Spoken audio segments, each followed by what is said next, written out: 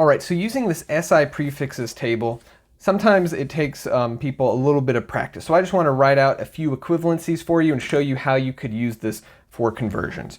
So let's go ahead and assume that our base unit is meters. Okay, so we'll be looking at kilometers, megameters, gigameters, decimeters, centimeters, millimeters, micrometers, micrometers, or nanometers. Okay, so let's look at what these factors are actually telling us. So let's say that we have 1 kilometer. Well, if we have 1 kilometer, that is going to be equal to 1,000 meters. So this factor tells us how many of the base units there are.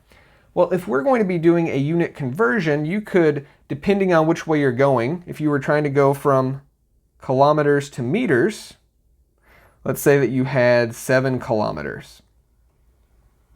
Well, you could use this conversion factor right here. So we can set this up either way. So in this case, we want our kilometers to be in the denominator. So we put 1 kilometer in the denominator.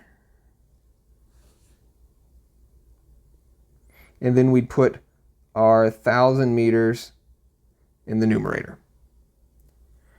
Well, what happens if we were going from meters to kilometers?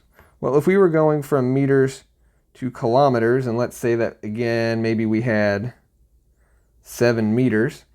Well, here, the kilometers would have to go in the top, the numerator, and the meters would have to go in the denominator. We'd still use this same conversion factor, we just have to watch where we're putting our units. So we'd put the 1,000 meters in the denominator, and the 1 kilometer in the numerator. Notice that the 1 is staying with the kilometer regardless of whether it's in the numerator or the denominator with the method that I'm showing you, and the factor stays with the base unit.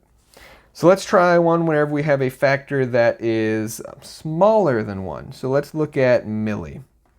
So if we were to look at meters to millimeters, so we could say, well, in 1 millimeter, there are 1 times 10 to the negative third meters. Or if you want to write this as 0.001 meters, you could do that as well. But if you need to use this as a conversion factor, you could rewrite this as 1 millimeter per 10 to the negative third meters. Or depending if you were trying to find meters, you could also rewrite this as 10 to the negative third meters over a millimeter. So these are just equivalencies that you can rearrange to set up for conversion factors.